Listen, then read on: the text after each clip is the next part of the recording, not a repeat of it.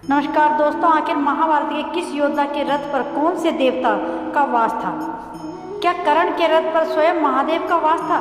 दोस्तों, वीडियो को शुरू करने से पहले यदि आप लोग भी महादेव को सच्चे दिल से मानते हैं तो इस वीडियो को लाइक और हमारे चैनल को सब्सक्राइब जरूर करें और कमेंट बॉक्स में हर हर महादेव जय श्री कृष्णा लिखना ना भूलें। दोस्तों, महाभारत काल में एक से बढ़कर एक पराक्रमी महायोद्धा हुए थे, परंतु एक योद्धा को महारथी बनाने में वशिष्ठ रथ की आवश्यकता होती है। तो जानते हैं कि कौन सा रथ सबसे शक्तिशाली था और वह किस योद्धा के पास था और आखिर उसमें किस देवता का वास था। महाभारत एक ऐसी धर्मगाथा है जिसमें अत्यंत शक्तिशाली देवपुत्रों ने जन्म लिया था और जिसके पास ऐसे ऐसे शक्तिशाली दिव्यास्त्रों का ज्ञान मौजूद था जिसे देवताओं तक को भी प्राप्त किया जा सकता था, जिन्हें अगर एक साथ ब्रह्मांड में छोड़ दिया जाता तो पल भर में संपूर्ण सृष्टि का विध्वंस होना तय था। लेकिन ऐसा होना संभव नहीं था, क्योंकि महाभारत काल में भगवान श्री कृष्ण भी थे जिनके समक्ष कोई भी अस्त्र और समग्र विश्व को राख बनाने वाला पाशुपत अस्त्र भी असफल था। लेकिन भगवान श्री कृष्ण के होने के बावजूद इन महान योद्धाओं के रथ को बिल्कुल भी नुकसान नहीं पहुंचा पाए थे। तो आखिर कौन थे वे योद्धा जिनके दिव्य रथ के कारण भगवान श्री कृष्ण अपने सुदर्शन चक्र से भी उनके रथों को नष्ट नहीं कर पाए थे? दोस्तों, सबसे पहले बात करते हैं भीष्म पितामह की।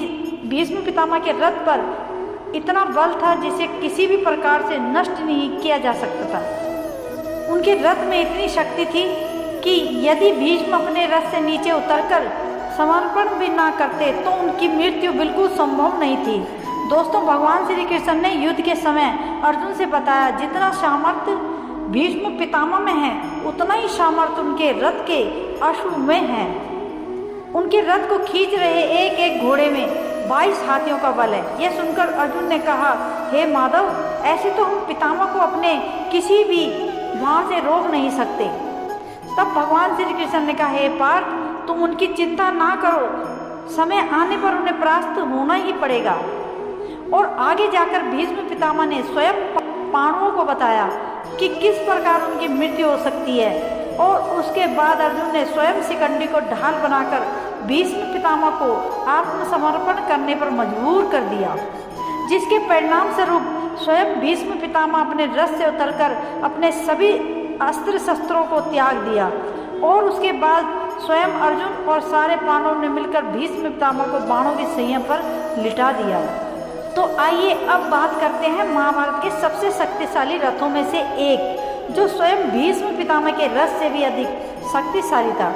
परंतु कहते हैं विडंबना बड़ी ही अनोखी होती है। इस योद्धा की मृत्यु का कारण कोई और नहीं बल्कि उनका रथ ही बना। एक महान योद्धा यदि चाहता तो समस्त सृष्टि को अपने अधीन कर लेता, जिसने अर्जुन जैसे महान शक्तिशाली योद्धा को भी युद्ध में कई बार पराजित किया था, जिसके आगमन से कुरुक्षेत्र में माई राक्षसों का आगमन खत्म हो गया। दोस्तों, महारथी कर्ण के बारे में कौन नहीं जानता। उनके धनुर्विद्या की प्रशंसा स्वयं भगवान श्री कृष्ण जी ने भी की थी। उनके पास अमृत से निर्मित कवच कुंडल बचपन से ही मौजूद थे, जिसे कोई भी दिव्य अस्त्र नष्ट नहीं कर सकता था। इसलिए महाभारत शुरू होने से पहले ही भगवान श्री कृष्ण ने इंद्र से कहकर कर्ण का कवच और कुंडल को तुड़वा दिया था। अब उसके बाद सूर्यदेव स्वयं भगवान श्री कृष्ण के पास पहुंचे और कहा, भगवान, यह तो बड़ा ही अन्याय है। कर्ण कवच कुंडल के साथ बचपन से ही जन्म था। तब भगवान श्री कृष्ण ने कहा कि हर कर्तव्य के पीछे एक उद्देश्य होता है, परंतु आज आपका कर्तव्य है कि आप अपने पुत्र को युद्ध से पहले हर पिता की तरह भेंट दीजिए। जिसके बाद सूर्यदेव ने महारथी कर्ण को अपना दिव्य रथ दिया था। दोस्तों, कहते हैं कि कर्ण का रथ बहुत ज़्यादा शक्तिशाली था, क्योंकि कर्ण के रथ में स्वयं सूर्यदेव और देवों के देव महादेव का वास था। यह कहा जाता है कि कर्ण के रथ में स्वयं महादेव का वास, जिसकी शक्ति के कारण अर्जुन के बड़े से बड़े दिव्य अस्त्र भी कर्ण के रथ को चकनाचूर नहीं कर पाए। दोस्तों, यह तो सभी जानते हैं कि महाभारत के युद्ध में सबसे शक्ति योद्धा कोई थे तो वह कर्ण और अश्वत्थामा थे। लेकिन कवच और कुंडल उतर जाने के बाद भी कर्ण अर्जुन के रथ को एक ही बाण में हवा में उड़ा सकते थे। आखिर वो जानेंगे अगले भाग में।